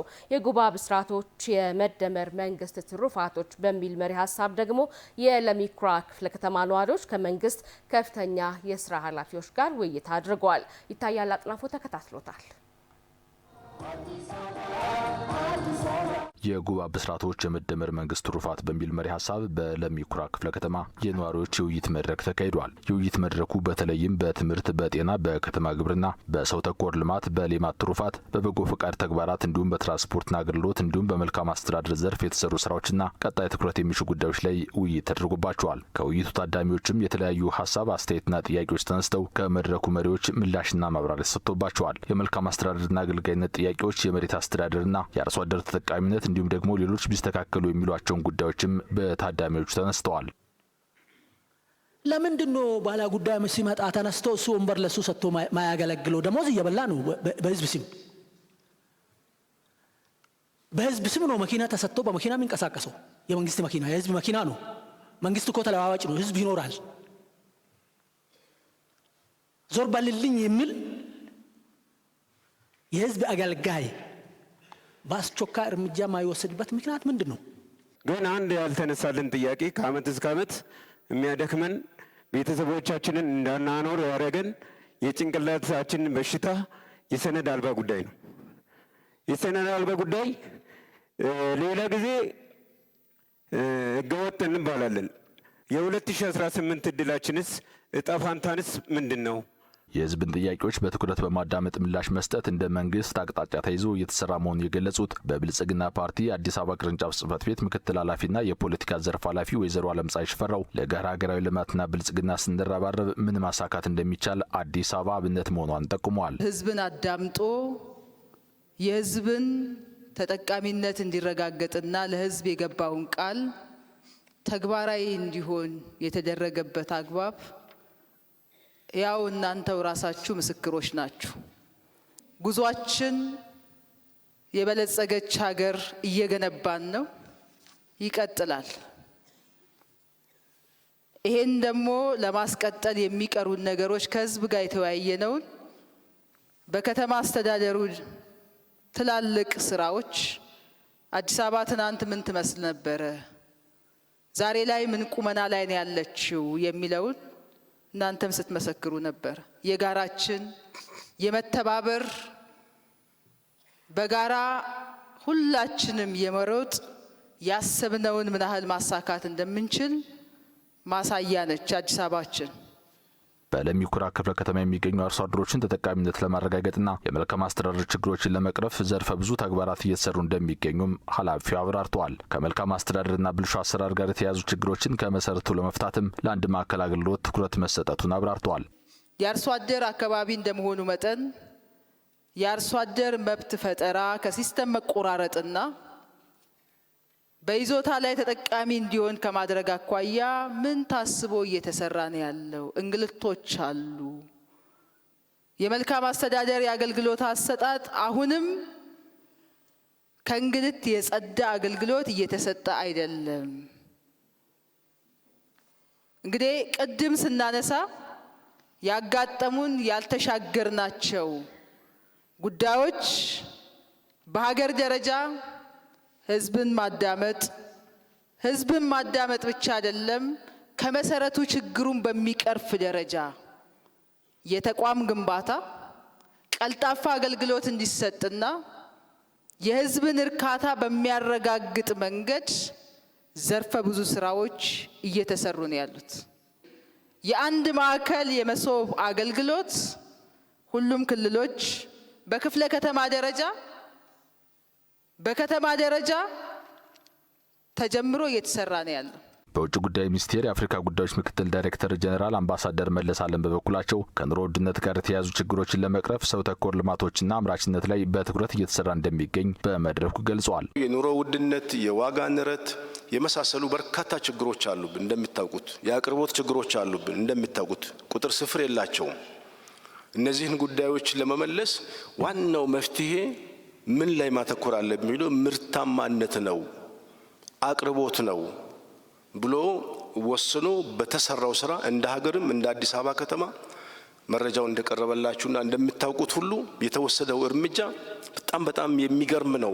ነገር ግን አሁንም ደግሞ የሚቀጥሉ ችግሮችን ሲታነሱ እንደነበረ ከመስራት ብልጽግና የመንግስታችን ወደ ኋላ እንደማይል የከተማ አስተዳደራችን እንደምታውቁት 4-7 ነው የሚሰራው። ነዋሪዎቹ ያነሷቸው ሀሳቦች የቀጣይ የልማትና መልካም አስተዳደር እቅዶች አካል በማድረግ ሁለንተናዊ መሻሻል ለማስመዝገብ እንደሚተጉ የገለጹ ደግሞ የባህልና ስፖርት ሚኒስትሯ ወይዘሮ ሸዊት ሻንካ ናቸው። እናንተ ያነሳችሁት ጉዳዮች በአጭር ጊዜ የሚፈቱ ረጅም ጊዜ የሚፈቱትን ለይተን የእቅዳችን አካል አድርገን ከናንተ ጋር ተባብረን እናንተም በየጊዜ እንደዚህ መስተካከል ያለባቸውን ጉዳዮች መረጃ እየሰጣችሁ ከሄዳችሁ እኛም የእቅዳችን አካል አድርገን የምንሄድ ከሆነ ያቀድነውን የሁለንተናዊ ብልጽግና ጉዞ በአጭር ጊዜ ማሳካት እንደምንችል ሰርተን ያመጣናቸው ውጤቶች ማሳያ ስለሆኑ እነዚህን ጉዳዮች ወስደን የእቅዳችን አካል አድርገን ቀጣይ ከናንተ ጋር ተባብረን የምንሰራ ይሆናል። በህዝባዊ ውይይት መድረኩ ከሁሉም የህብረተሰብ ክፍሎች የተውጣጡ ነዋሪዎች የተሳተፉ ሲሆን የለሚ ኩራ ክፍለ ከተማና ስራ አስፈጻሚን ጨምሮ ሌሎች ከፍተኛና መካከለኛ የስራ ኃላፊዎች በውይይቱ ታድመዋል። በህዝባዊ ውይይቱ ላይ ደግሞ የንፋስ ስልክ ላፍቶ ክፍለ ከተማ ነዋሪዎች ተከታዩን ጉዳይ አንስተዋል። በአዲስ አበባ ከተማ የጤና ተደራሽነትን ለማስፋትና አገልግሎት አሰጣጥን ለማዘመን የተጀመሩ የሪፎርም ስራዎች ተጠናክረው መቀጠል እንዳለባቸው ነው የጠየቁት። በአካባቢያቸው በተከናወነው ሰላምን የማስጠበቅ ስራ ደግሞ በነጻነት መንቀሳቀስ እንዳስቻላቸው ገልጸዋል። ጸጋ ታደለ ውይይቱን ተከታትላ ተከታዩን ዘገባ አጠናቅራለች። የጉባ ብስራቶች የመደመር መንግስት ትሩፋቶች በሚል መሪ ሀሳብ በንፋስ ስልክ ላፍቶ ክፍለ ከተማ በተካሄደው ህዝባዊ የውይይት መድረክ ላይ በአካባቢያቸው የተከናወኑ የልማት ስራዎች ምቹ የመኖር ከባቢን እንደፈጠረላቸውና የአኗኗር ዘይቤያቸውም እንደተቀየረ ነዋሪዎቹ አንስተዋል። በተለይ ሰላምን በማስጠበቅ በኩል በተሰራው ስራ በነጻነት መንቀሳቀስ እንዳስቻላቸውም ተናግረዋል። ማታ ስወጣ ላፕቶፕም አላመጣም፣ ስማርትፎንም ይሄ ነው የምወጣው። ለምን ሲባል እዚህ ጋርመንት ጋር የሚገጥሙኝ ችግሮች ስላሉ ስለገጠመኝም ማለት። አሁን ላይ ግን ከሌሊቱ 2 ሰዓት አይደለም ከዛ በኋላም ላፕቶፔን ይዤ ሲጀመር ጋርመንት ብቻ አይደለም ጀርመን ላይም ወርጄ ወክ እያረኩ መምጣት ይችላል። በውይይቱ በተለይ ከዚህ ቀደም በነበሩ መሰል መድረኮች ህዝቡ ያነሳቸው ጥያቄዎችና ቅሬታዎችን ለመፍታት የተደረገው ጥረት ውጤታማ መሆኑ ተነስቷል። በአገልግሎት አሰጣጥ በኩልም በተሰሩ ስራዎች ለውጦች ቢታዩም እስካሁን ያልተሻሻሉ አሰራሮች መኖራቸውንም ነዋሪዎቹ አንስተዋል። አገልግሎት አሰጣጥ ላይ ነው። ቤቶች፣ መሬት፣ ግንባታ ፈቃድ ተጠቃሎ ወደ ክፍለ ከተማ መጥተዋል። ነገር ግን በወረዳችን አከራይ ተከራይ ቤት ለማከራየት እዚያው ወረዳ ላይ ሄደው ጉዳያቸውን ሊፈጽሙ ሲችሉ ክፍለ ከተማ በሽተኞች አሉ፣ ጡረተኞች አሉ፣ ደካሞች አሉ፣ አቅም የሌላቸው በራይድ ተበድረው መተው ወር ድረስ የሚጉላሉበት ሁኔታ እየተፈጠረ ያለበት ሁኔታ ነው ያለው። የአዲስ አበባ ከተማ ዋና ስራ አስኪያጅ ኢንጂነር ወንድሙ ሴታ በአንዳንድ ተቋማት የአገልግሎት አሰጣጥን ለማዘመን የቴክኖሎጂ ውጤቶችንም ጭምር በመጠቀም የሰዎችን እንግልት የሚቀንሱ ስራዎች በመሰራት ላይ መሆናቸውን አንስተዋል። አገልግሎት ፈላጊው ወደኛ የሚመጣበት ሳይሆን ባለበት ቦታ ሆኖ አገልግሎት ማግኘት የሚችልበትን ፕላትፎርሞች ክሬት እያደረግን ነው። በገቢዎች፣ በቤቶች፣ በመሬት፣ በሲቪል ምዝገባ በተለያዩ ተቋማት አገልግሎቶችን ሞር ዲቴላይዝ እያደረገን በዌብ ፖርታል በሞባይል አፕሊኬሽን ቤቱ ሆኖ አገልግሎት ማግኘት የሚችልበት የማይመላለስበትን ስርዓት እየዘረጋን ስለሆነ በዛ አግባብ በቀጣይነት የተፈታ ይሄዳል እንጂ ሁሉንም አገልግሎት ታች አውርደን መሰብሰብ ማንችለው ማኔጅ ማድረግ ማንችለው እንዳይሆን ጥንቃቄ ለማድረግ ሲባል የተወሰደ እርምጃ ነው። በመድረኩ ላይ ከተነሱ ጥያቄዎች መካከል የጤና መድህንና ከመድኃኒት እጥረት ጋር የሚስተዋሉ ችግሮች መኖራቸው ተመላክቷል። የጤና መድህን ጉዳይ እድሜያቸው ገፋ ያለ በተለያየ ጤና ችግር ያለበት በተለይ እንደ አሸን የፈላው እንደ ወረርሽኝ የፈላውን የስኳር በሽታና የደም ብዛት በሽተኞች በጣም በዝተዋል ኢትዮጵያ ውስጥ። በጤና መድህን ግን ተሳትፈው መድኃኒት ሲጠይቁ መድኃኒቱ የለም። መንግስት የጤና ተደራሽነትን ለማስፋት ፍትሐዊ ተጠቃሚነትን ለማስፈን ዘርፉ ላይ ትኩረት ሰጥቶ በርካታ ስራዎችን መስራቱን የአዲስ አበባ ከተማ አስተዳደር ጤና ቢሮ ኃላፊ ዶክተር ዮሐንስ ጯላ ተናግረዋል። የጤና መድህን ላይ ድጎማ በማድረግና የማህበረሰብን መድኃኒት ቤቶችን እያጠናከሩ የሚሄድ መሆኑንም ጠቁመዋል። የጤና መድህን ስርዓት ነው። የጤና መድህን ስርዓት 1.3 ሚሊዮን ብር ነው ድጎማ የተደረገለት። ስለዚህ ከመድኃኒት አቅርቦት ጋር ተያይዞ የተነሳው ትክክል ነው። በለውጥ ማግስት 70 ሺህ ህዝብ ተጠቃሚ የነበረውን የጤና መድህን ስርዓት ዛሬ ላይ 2.5 ሚሊዮን ህዝብ ነው እንዲያገኝ ያደረግ ነው። ከነማ ፋርማሲን እንደ ሁለተኛ አማራጭ እንዲያደርጉ ማድረግ ችለናል። እንደ ሀገር 8% ለሀገር ውስጥ ፍጆታ የሚመረቱትን መድኃኒቶች በዚህ ዓመት ላይ ወደ 41% መድረሱ አሁን ለምንለው ችግር ትልቅ አቅም ይሆነናል። ከመሬት ይዞታና ከሰነድ ባለቤትነት ጋር የተያያዙ ጉዳዮችም ሌላው በነዋሪዎች የተነሱ ጥያቄዎች ናቸው። ሰነድ አልባ ተብሎ ነው የሚጠራው አንዳንድ ኤሪያዎች ላይ እኔም ያለሁበት ቤት ላይ እቺ ሰነድ አልባ እቺ በውቢቷ ከተማ ሰነድ አልባ የሚለውን ስም ለምን አናጠፋ? ህብረተሰቡ ሰነድ የሚያገኝበትን ሂደት ለምን አናመቻችን? እነዚህ ጥያቄዎች የመሬት መረጃ ስርዓትን ዘመናዊ በማድረግና መረጃን በማጥራት የሚፈቱ መሆናቸውን ኢንጂነር ወንድሙ ሴታ በሰጡት ምላሽ ጠቁመዋል። በአብዛኛው ሰነድ አልባ ተብሎ አሁን መብት ለመፍጠር እየሞከርን ያለንበት ከአርሶ አደር ተገዝቶ ቤት የተሰራበት ነው። ስለዚህ እውነተኛው ባለመብት ማን ነው? በገጡ መንገድ መሬት ወሮ የያዘው ማን ነው? ይህን ችግር ለመሻገር የመጀመሪያ የከተማውን የመሬት መረጃ ስርዓት ማዘመን ነው። ከዚህ በፊት እንደነበረው ማኑዋሊ ወይ ፔፐር ቤዝድ በሆነ መንገድ አሁንም ያለውን ችግር ማጥራት አንችልም። ስለዚህ የመጀመሪያ በከተማ ውስጥ ያለውን የመሬት ይዞታ ቆጥረን እንወቅ፣ መረጃውን ዲጂታላይዝ እናደርግ። ነዋሪው ያነሳቸው ጥያቄዎች ተገቢነት ያላቸው እንደሆኑና የህዝብን ፍላጎት ማሟላት እስከሚቻልበት ድረስ እንደሚሰራ ደግሞ የኢፌዴሪ የሰላም ሚኒስትሩ አቶ መሐመድ ኢድሪስ ጠቁመዋል።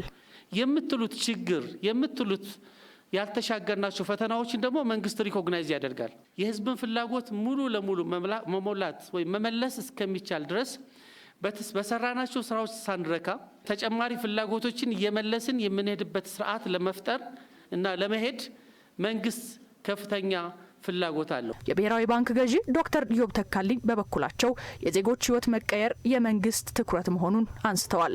ገጠርም ከተማ ያለውን ዜጎቻችንን ኑሯቸውን ትርጉም ባለው ሁኔታ መቀየር የሚፈልግ መንግስት ነው ያለው።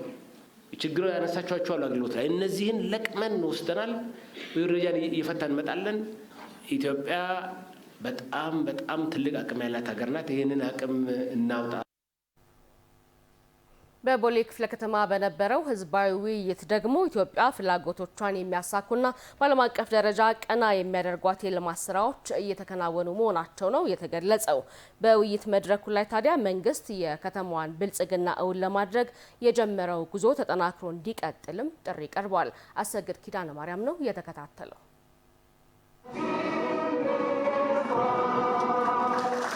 በቦሌ ክፍለ ከተማ በነበረው ህዝባዊ የውይይት መድረክ ላይ የተለያዩ የህብረተሰብ ክፍሎችን የወከሉ ነዋሪዎች በተሰሩ የልማት ስራዎችና መሰራት በሚገቡ ጉዳዮች ዙሪያ ከመንግስት ከፍተኛ ኃላፊዎች ጋር መክረዋል። ነዋሪዎቹ በከተማ አስተዳደሩ የተከናወኑ የልማት ስራዎች ከተማዋን የቀየሩና የረጅም ጊዜ ችግሮችን የፈቱ ስለመሆናቸውም ተናግረዋል። አዲስ አበባ ከተማ አስተዳደር ከልጅነት እስከ እውቀት ያሳለፍንበት፣ ያደግንበት፣ የተማርንበት፣ የኖርንበት ከተማ ነው።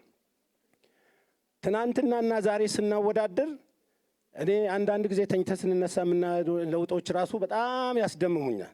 አዲስ አበባ ትላንትና የነበረች ቆሻሻ ዛሬ ጽዱ ከተማ ሆና በፊት በስሟ ብቻ አዲስ አበባ የነበረች ዛሬ ግን በእውነት በዓለም እንድትታወቅ ያደረገ መንግስት ነው። ስለ ትምህርት እኔ ተናግሬ አልጠግብም።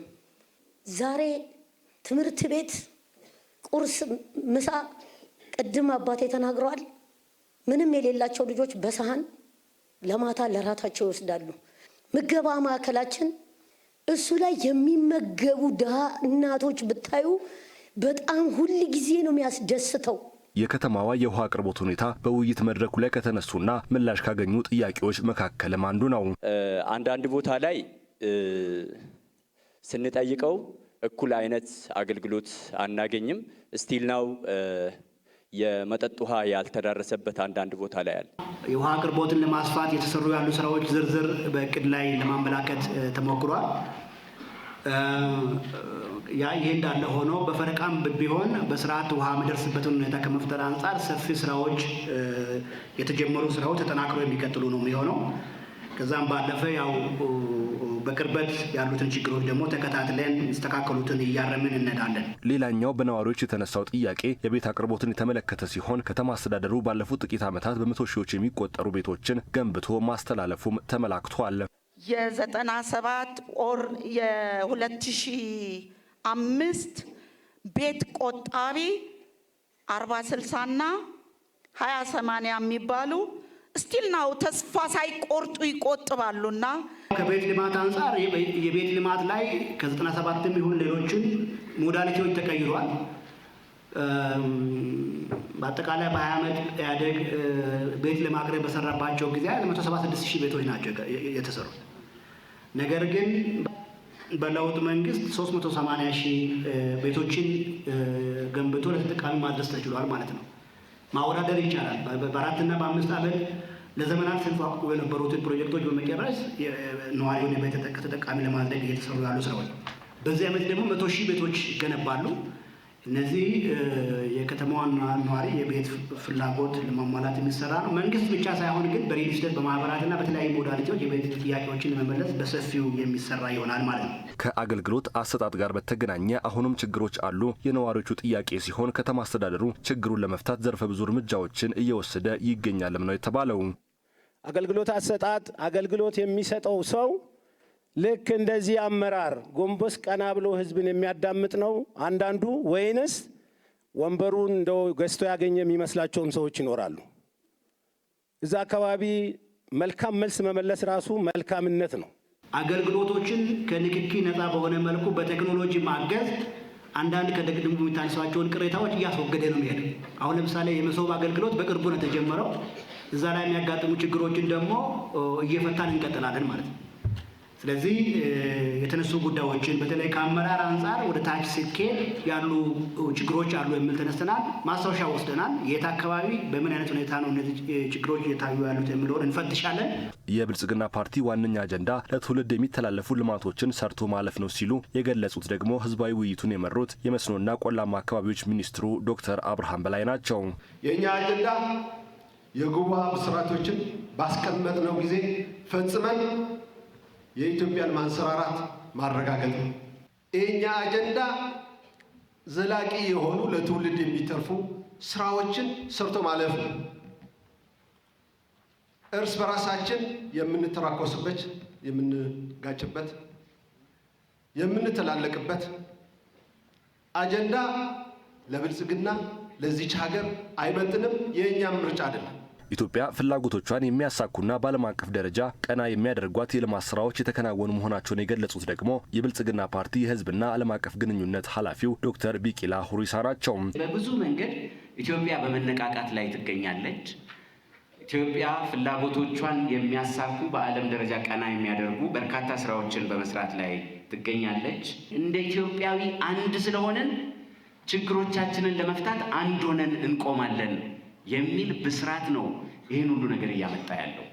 ኢኮኖሚያችን ቀና እያለ ጠንካራ እየሆነ ለኮሮና ማይበገር፣ ለግጭት ማይበገር፣ ለተፈጥሮ ማይበገር፣ ለተለያዩ ችግሮች ማይበገር ከውጭና ከውስጥ ለሚቃጣ የጠላት ሽኩቻ የማይበገር ኢኮኖሚ እየተገነባ እየመጣ ነው ያለው።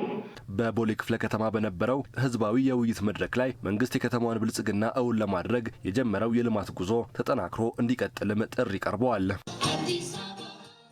በተመሳሳይም በአዲስ ከተማ ክፍለ ከተማ ህዝባዊ ውይይት ተካሂዷል። በነዋሪዎች የተነሳው ደግሞ መንግስት ህጋዊ የንግድ ስርዓትን ለመዘርጋት ባለፉት ጥቂት ዓመታት ያከናወናቸው ተግባራት ተጨባጭ ውጤት ማምጣቱን ነው። በሌላ በኩልም የመንገድ መሰረተ ልማትን ጨምሮ ትኩረት ይሻሉ ያሏቸውን ጥያቄዎች አንስተው የመንግስት የስራ ኃላፊዎች ምላሽና ማብራሪያ ሰጥተዋል። ራሄል አበበ ናት የተከታተለችው።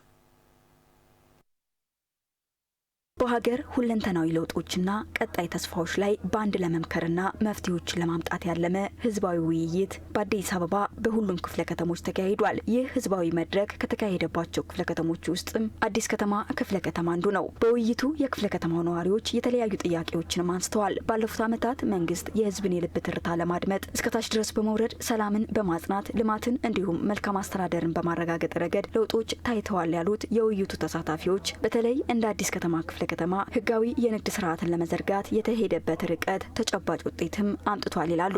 በአዲስ ከተማ ክፍለ ከተማ መርካቶ አካባቢ የተሰራው ለውጥ በጣም በሚገርም ሁኔታ መርካቶ የግርግር የሌባ መዋቅር የነበረችበት አሁን ግን ህገወጥ ነጋዴ ወደ ህጋዊ የመመለስ ስራ ዘመናዊ ከማድረግ አኳያ ትናንትና ጨለማ የነበረች መርካቶ አሁን በርታለች። ዛሬ ላይ እስኪ ወርደን ሁላችንንም መርካቶን እናያት። ህገወጥ ነጋዴዎች፣ ስግብግብ ነጋዴዎች ከሱቃቸው አውጥተው ያለደረሰኝ የሚሸጡትን መንግስት በወሰደው ቁርጠኝነት ዛሬ መርካቶ የለውጡ ተቋዳሽ ሆናለች። ስታንዳርዷን የጠበቀች መርካቶ እንደሆን ተደርጋለች። መንግስት ከህዝብ ጋር በመቀራረብ የኢትዮጵያን ብልጽግና በዘላቂነት ለማረጋገጥ የሚያከናውናቸውን ተግባራት ያደነቁት አስተያየት ሰጪዎቹ ከመንገድ መሰረተ ልማት ጋር ተያይዞ ቢፈቱ ያሏቸውንም ጉዳዮች አንስተዋል። ሚኪላን ኮንዶሚኒየም ከ4000 አባወራ በላይ 40/60 ከ2000 አባወራ በላይ የያዘና ማስተንፈሻ የነበረ መንገድ ነውና የክፍለ ከተማችን አመራሮች ከወረዳችን አመራሮች ላይ በላቀ ቅንጅት በመተባበር ፈጣን ምላሽ የሰጡ ነውና አመስግኑልኝ ክፍለ ከተሞቻችን። የኮካ መሳለሚያ የመንገድ ጉዳይ ነበረ። ይሄንን እናንተም መንገድ ስለያዛችሁት እባካችሁ ቢፈጠንልና ተጠቃሚ እንድንሆን ይላል።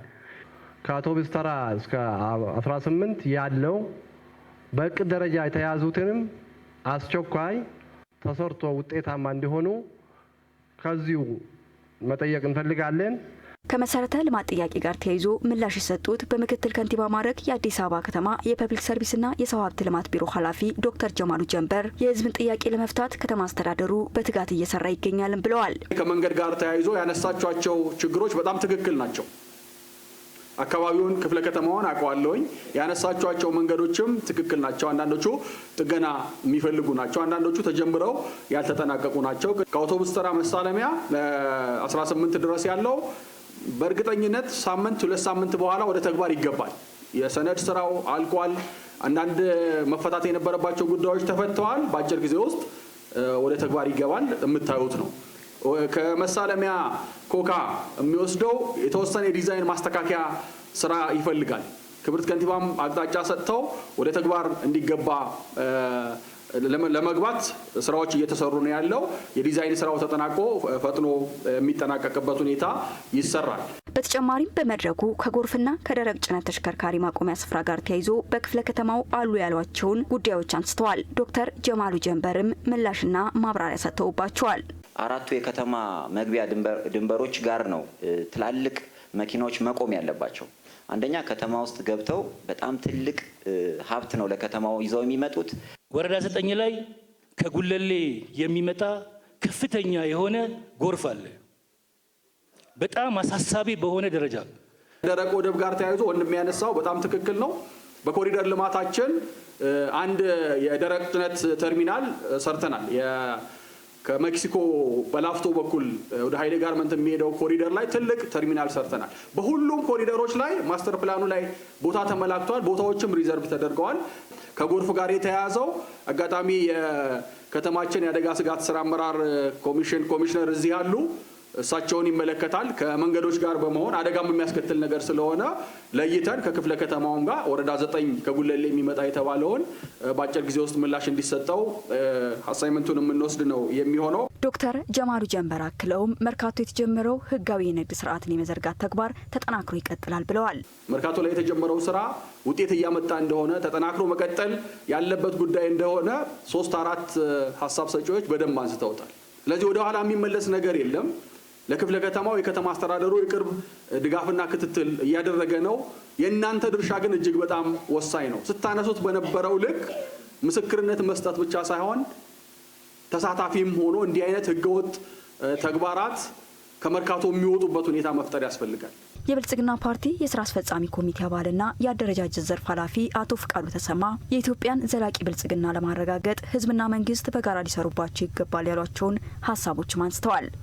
የኛ ትውልድ የኛ የፓርቲ ፍላጎት እናንተን የጠነከረች የበለጸገች ኢትዮጵያን ታሪኳን የሚመጥን 4 ቀደምት ስልጣኔ ያላቸው መንግስት ያላቸው ውስጥ ነን ማለት ነው። ከዛ ቁልቁለት ወስደን እንዴት ጭራ እንደሆነን ትውልድ ሊቆጭ ይገባል። እኛ ላይ መግታት ስለሚገባ የተናገርነውን የምንፈጽም ህልማችንን የምንጨብጥ ስለሆነ ህዝባችንም ሁሉ ጊዜ ከኛ ጋር ስለሆነ በፈተናዎች ሁሉ ወደ ድል በመቀየር የኢትዮጵያ የብልጽግና የቀጣይነትን እናረጋግጣለን። ወደ ጉለሌ ክፍለ ከተማ ስንሻገር በተካሄደው ህዝባዊ ውይይት ላይ የስራ ዕድል ፈጠራ፣ የውሃ አቅርቦትና የሸማች ማህበራት አገልግሎት አሰጣጥ ላይ የተያዙ ጥያቄዎች ተነስተዋል። ሄኖክ ዘነበ ምን ምላሽ ተሰጣቸው ሲል ተከታዩን ዘገባ አጠናቅሯል። በጉለሌ ክፍለ ከተማ ከሁሉም ወረዳዎች የተውጣጡ የህብረተሰብ ክፍሎች በተገኙበት ህዝባዊ ውይይት ተካሂዷል። በከተማዋ መንግስት የገባውን ቃል ለመመለስ የወሰደውን ቁርጠኝነት ያመሰግኑት ነዋሪዎቹ በቀጣይም ትኩረት እንዲደረግባቸው የሚሹ ጉዳዮችን ያነሱ ሲሆን በተለይም ወጣቱን ያማከለ የቤት ተደራሽነት ላይ ትኩረት ቢደረግ ብለዋል። ወጣቱ በራሱ አቅም ተፍጨርጭሮ የሚገነባው ቤት ቢመቻችለት እይታ ውስጥ ቢገባ፣ ምክንያቱም ኑሮ ይፈልጋል እኮ ትዳር ይፈልጋል፣ ይመሰርታል። አሁንም እናቱ ቤት ይኑር ተደራጅቶ ከሰራ በኋላ መልሶ ወደ ቤት ኪራይ ያደርጋል ነገር እይታ ውስጥ ቢገባ። ከነዋሪዎቹ የተነሱትን ጥያቄ ምላሽ የሰጡት የአዲስ አበባ ከተማ ፋይናንስ ቢሮ ኃላፊ አቶ አብዱል ቃድር ሬደዋን መንግስት የነዋሪውን የቤት ጥያቄ ለመመለስም የተለያዩ አማራጮችን በመጠቀም እየሰራ መሆኑን አብራርተዋል። ትልቁ የፖሊሲ ለውጥ የምንለው በፊት ቤት ገንብቶ የማስተላለፍ ብቸኛ ኃላፊነት የከተማ አስተዳደሩ ነበር። አሁን ግን ሁሉንም አቅም ለመጠቀም ግን የቤት አቅርቦቱን ለማሳደግ የሚያስችል የተለያዩ ተዋናዮችን ማካተት ተችሏል። ስለዚህ የቤት ባለቤትነት በእነዚህ አግባብ ሙሉ ይፈታል ተብሎ አይደለም፣ ግን የቤት አቅርቦቱን በማሳደግ አሁን እያጋጠመ ያለው ከቤት ክራይ ከአቅርቦት ችግር ጋር የነበረውን ለመፍታት የሚያስችል እኛ ማድረግ ያለብን ከተማ አስተዳደሩ እነዚህን አማራጮች ተጠቅሞ ቤት ተደራሽ ማድረጉን አቅርቦቱን ማሳደግ አለበት። በሌላ በኩል ደግሞ የቤት ተጠቃሚነትን ከማረጋገጥ አንጻር እኛም ገቢያችንን የሚያሳደግ በስራዎች ላይ በሚገኙ እድሎች ሁሉ ተጠቅሞ የራስን ገቢ ማሳደግ ይጠይቃል ማለት ነው። ይሄን ማድረግ ከተቻለ በየትኛውም አግባብ በቀጥታ ቤት ባለቤት ባንሆንም ከፍለን መኖር የምንችልበት እድል እየተፈጠረ ስለሆነ እሱን እድል መጠቀም ተገቢ ነው ብዬ አስባለሁ። በወጣቶች የስራ እድል ፈጠራ ላይ አበረታች ስራዎች ቢኖሩም አሁንም ትኩረት ቢደረግባቸው ያሏቸውን ሀሳቦች የውይይቱ ተሳታፊዎች አንስተዋል። በምክትል ከንቲባ ማዕረግ የአዲስ አበባ ከተማ ፋይናንስ ቢሮ ኃላፊ አቶ አብዱል ቃድር ሬደዋን በተነሱ ጥያቄዎች ላይ ማብራሪያ ሰጥተዋል። አብዛኛው ወጣት ስራ መቀጠር አልቻለም። የሰራህበትን አጽፈና ይባላል፣ የስራ ልምድ አጽፈና ይባላል። ይሄ ለምንድን ነው የሚሆነው? አንዱ ከስራ እድል ፈጠራ ጋር ታይዞ ቅድም እንግዲህ በአንድ በጀት ዓመት ውስጥ ከ350 ሺህ ያላነሰ የስራ እድል እየተፈጠረ ነው። እዚህ ከተማ ውስጥ ሀብታችንን ለልማት በዋልን ቁጥር ከፍተኛ የስራ እድል በቋሚነትም በጊዜያዊነት የሚፈጠርበት እድል አለ። እዚህ ከተማ የሚፈጠሩን የስራ እድል እኩል ለመቀበል ምን ያህል ዝግጁነት አለ ከተባለ ክፍተቶች አሉ። ከዚህ አንጻር ግን እንደ ከተማ አስተዳደር ክህሎት መር የሆኑ ስልጠናዎች እንዲሰጥ፣ በዚህም የስራ እድል እንዲፈጠር፣ ከዛም ባሻገር ደግሞ ባሉ ጸጋዎች ሁሉ በተለያየ አደረጃጀት እንዲደራጁና የስራ ዕድል ተጠቃሚ እንዲሆን በማድረግ ላይ እየተሰራ ነው። ለውጦች አሉ፣ ግን የተሟላ ማድረግ ላይ እኛም የበኩላችንን ሚና መወጣት አለብን። የውሃ አቅርቦትና የሸማች ማህበራት አገልግሎትን ማዘመን ከነዋሪዎቹ የተነሱ ሌላኛው ጥያቄዎች ናቸው። ለፋብሪካዎች የምንጠቀመው ከዛው ውሃ ነው። እንደዚሁም ለግብርና ለከተማ ግብርናም እንደዚሁ እነዚህ ታሳቢ ተደርጎ በየአካባቢው የጥልቅ ጉድጓድ የሚሰራበት ሁኔታና መፍትሄ ቢሰጥ የሚል ጥያቄ ነው ያለን። ዘይት በጣም ካቅሙ በላይ የሆነ ነው። ሱቅ ሄደው እንኳን ለመግዛት ሱቆች ከደላላ ጋር ተነጋግረው አሁን አየሩን ያዙት፣ ይሄንን ጨምሩ፣ እንደዚህ ጨምሩ፣ ማህበረሰቡ በጣም እየተሰቃየ ነው። በመድረኩ የተገኙ የፌዴራል የመንግስት ከፍተኛ የስራ ኃላፊዎች መንግስት የገባውን ቃል ለመፈጸም ህዝቡን በማሳተፍ ተጨባጭ ስራዎችን መስራቱን ገልጸው በቀጣይም የሀገርን ሁለንተናዊ ብልጽግና የሚያረጋግጡና የህብረተሰቡን ጥያቄዎች የሚመለሱ ስራዎችን ለማሳካት በቅንጅት ይሰራል ብለዋል። እንደ መንግስት እንደ ፓርቲ እስካሁን ያሳካናቸውን ድሎች ይዘን ይበቃናል፣ በጣም ጥሩ ነን ብለን አይደለም የተቀመጥነው። ዛሬ የምንነጋገርበት የጉባ ብስራቶች ያልናቸው ክቡር ጠቅላይ ሚኒስትራችን የህዳሴ ግድብ ላይ ያስተዋውቋቸው፣ ለህዝብ ያስተዋውቋቸው። አሁን ጥሩ ሰርተናል፣ ግን ገና በጣም ብዙ ይቀረናል። ከሀገራችን እምቅ አቅም ከሀገራችን ታሪክ አኳያ ገና በጣም ብዙ ይቀረናል የሚለውን ግንዛቤ ውስጥ ያስገባ ነው። ስለዚህ እስካሁን የሰራነውን በጣም ብናመሰግንም ከዚህ በላይ ደግሞ ገና በጣም ብዙ መሄድ አለብን። የመልካም አስተዳደር ከዛ ጋር ተያይዞ ያሉ የአገልግሎት አሰጣጥ ቅሬታዎቻችሁን ለመፍታት ተቋምን የመገንባት የአመራሩንና አገልግሎት ሰጪውን የመንግስት ሰራተኛ አመለካከት በመቅረጽ እንዲሁም ደግሞ ለአገልግሎት አሰጣጥ መሳለጥ መቀላጠፍ ምቹ ሁኔታ የሚፈጥሩ አደረጃጀቶችን በመፍጠር ሰፋፊ ስራዎች ሲሰሩ ቆይቷል። ከዚህ አንጻር እንደ ብልጽግና ፓርቲ እንደ መንግስት ያለን ግምገማ የአገልግሎት አሰጣጡ የመልካም አስተዳደር ችግሮች ሙሉ በሙሉ ተፈቷል ማለት ባንችልም ከነበርንበት ሲነሳ ከነበረው ቅሬታ አንጻር ግን ሰፊ መሻሻሎች እየተመዘገቡ መጥቷል። በዚህ ሂደትም ህዝባችን በየደረጃው ያደረገው ተሳትፎ በጣም ትልቅና ወሳኝ ስለሆነ ለዚህም ምስጋናችንን እንድናቀርብ እንፈልጋለን ማለት ነው። ከህዝባዊ ውይይት ዘገባዎቻችን ወጣ ስንል ደግሞ የአማራ ክልላዊ መንግስትና የአማራ ፋኖ ህዝባዊ ድርጅት አፋሕድ በደረሱበት የሰላም ስምምነት መሰረት የተለያዩ ጉዳዮች ተፈጻሚ እንዲሆኑ ስምምነት ላይ መደረሱን የአማራ ፋኖ ህዝባዊ ድርጅት አፋሕድ የውጭ ጉዳይ መምሪያ ኃላፊ ካፕቴን ማስረሻ ሰጤ ተናገሩ። የድርጅቱ አመራሮች በስምምነቱ የሚፈጸሙ ዝርዝር ጉዳዮችን አስመልክቶ ጋዜጣዊ መግለጫ ሰጥተዋል። ንጉሱ በቃሉ ጋዜጣዊ መግለጫውን ተከታትሎ ተከታዩን ዘገባ አጠናቅሯል። ከሰሞኑ የአማራ ክልል ርዕሰ መስተዳደር አረጋ ከበደና የአማራ ፋኖ ህዝባዊ ድርጅትን በመወከል ካፒቴን ማስረሻ ሰጤ የሰላም ስምምነት መፈረማቸው ይታወሳል። ይህንንም መሰረት በማድረግ የአማራ ፋኖ ህዝባዊ ድርጅት አፋሕድ በስምምነቱ የሚፈጸሙ ዝርዝር ጉዳዮችን አስመልክቶ ጋዜጣዊ መግለጫ ሰጥቷል። ጋዜጣዊ መግለጫውን የሰጡት የአማራ ፋኖ ህዝባዊ ድርጅት የውጭ ጉዳይ መምሪያ ኃላፊ ካፒቴን ማስረሻ ሰጤና የአማራ ፋኖ ህዝባዊ ድርጅት የመረጃ ደህንነት መምሪያ ኃላፊና የኮር ስራ አስፈጻሚ መስፍን አባተ ናቸው። በነበረው ግጭትና ሰላም እጦት እንደ ሀገርና እንደ ክልል ዋጋ አስከፍሎናል ያሉት የአማራ ፋኖ ህዝባዊ ድርጅት አፋሕድ የውጭ ጉዳይ መምሪያ ኃላፊ ካፒቴን ማስረሻ ሰጤ መሰረተ ልማቶች እንዳይሰሩና ልማቶች እንዳይካሄዱ አድርጎ መቆየቱን ጠቅሰዋል። ሰላምን ለመመለስ የተደረገውን የሰላም ስምምነት ተከትሎ ከስምምነቱ በኋላ ተፈጻሚ የሚሆኑ ዝርዝር ነጥቦችንም አንስተዋል። እንግዲህ በዚህ ስምምነት ብዙ ጥያቄዎችን አንስተን በብዙዎቹ ዘንድ ተግባብተንባቸዋል። ይህንን በተመለከተ ያው የጋራ ስራና በአንድ ቀን ጀንበር የሚቀየር ስላልሆነ በሂደት ግን ከማንኛውም ኢትዮጵያ ውስጥ ካሉ ብሔር ብሔረሰቦች እኩል የመልማት እኩል የመጠቀም መብቱ እንዲከበር በጋራ እንደምንሰራ ተግባብተናል ማለት ነው። ሌላው በዚህ በፋኖነታቸውና በድርጅታችን ስር የነበሩ የፋኖ አባሎች በተለያዩ ማረሚያ ቤቶች ይገኛሉ፣ ጣቢያዎች ይገኛሉ። እነዚህን በተመለከተ እንዲፈቱ ተግባብተናል ማለት ነው። ሌላው የቆሰሉ አካል ጉዳተኛ አሉ፣ እነዚህ መልሶ የማቋቋም ሌላው በፖለቲካውም የፓወር ሼሪንግ በየደረጃው በፋኖ ውስጥ ያሉ የተለያየ የመንግስት ስራ ላይ የነበሩ አቅም ያላቸው ዕውቀት ያላቸው ችሎታ ያላቸውና ፍላጎት ያላቸው እነዚህ ወደ ስራቸው እንዲመለሱ አቅምና ችሎታቸውንም ታሳቢ አድርጎ በመንግስት መዋቅር ውስጥ ገብተው እንዲያገለግሉ እንዲመደቡ በዚህም ተስማምተናል። በስምምነቱ መሰረትም ከዚህ በፊት በተለያየ የጸጥታ አደረጃጀት ውስጥ የነበሩና አሁን በድርጅቱ ውስጥ ያሉ ታጣቂዎች በመደበኛ ሰራዊት አደረጃጀት ታቅፈው ወደ መደበኛ ሰራዊት አባልነት እንዲካተቱና ተማሪዎችም ወደ ትምህርት ገበታቸው እንዲመለሱ ስምምነት መደረሱን አብራርተዋል። በጸጥታው ውስጥም በተለይ ሙሉ የወታደር ቁመና ያላቸውን መልሶ በማሰልጠን ከጸጥታው ጋር በማቀላቀል የጸጥታው አጋር እንዲሆኑ የማድረግ ስራ ይሰራል።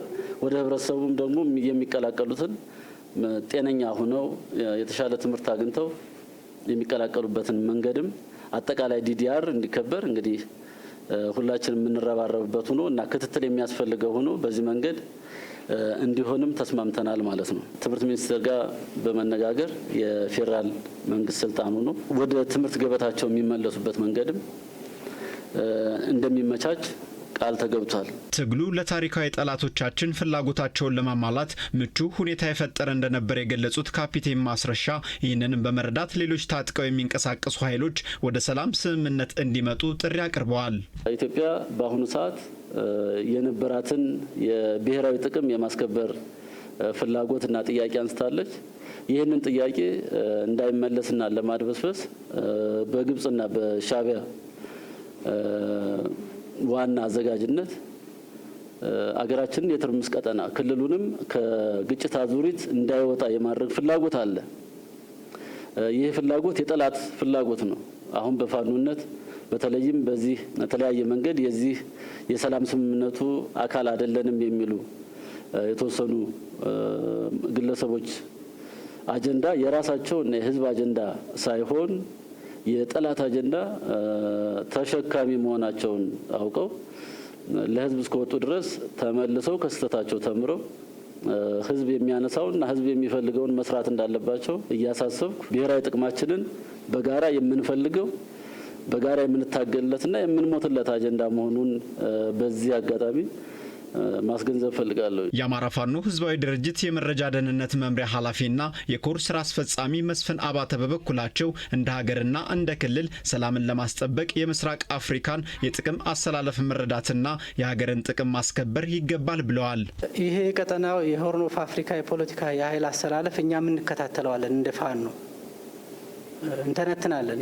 በተለይ በዚህ በመረጃ መዋቅራችን በደንብ ነው የምናየውና ከዛ አንጻር ስናየው የአማራን ህዝብ ጥቅም ከማስከበር ይልቅ ወዴት እየሄደ ነው? ወደ ተላላኪነት እየሄደ መጣ ማለት ነው። ምስራቅ አፍሪካ ላይ በተለይ እዚህ የቀይ ባህርና የአባይ ፖለቲካ ሲሪየስ ነው ለኢትዮጵያ። ይህን እኛ እንረዳለን። ስለዚህ የአባይንና የቀይ ባህርን ፖለቲካ ጥቅምና አጠቃላይ የቀጠናውን ፖለቲካ በበላይነት ለመቆጣጠር የሚፈልጉ ሀገራትም የውስጣችንም ተላላኪዎች በጥምረት የፋኖን ትግል ሙሉ ለሙሉ ሊጠቀልሉት ግብግብ ውስጥ ገቡ ማለት ነው። በሰላም ስምምነቱ ሊፈጸሙ የታቀዱ ተግባራትን ከዳር ለማድረስና ውጤታማ እንዲሆኑ ለማስቻል ሁሉም መረባረብ አለበት ሲል የአማራ ፋኖ ህዝባዊ ድርጅት አፋሕድ በመግለጫው አመላክቷል። ተመልካቾቻችን ለቅዳሜ ምሽት የተሰናዱ ዘገባዎቻችን የተከታተላችሁትን ይመስል ነበር። ስለ አብሮነታችሁ አመሰግንን። በማስከተል ደግሞ አዲስ ታለንት ሾው ፕሮግራማችንን እንድትከታተሉ በአክብሮት ጋበዝን። ሰናይ ጊዜ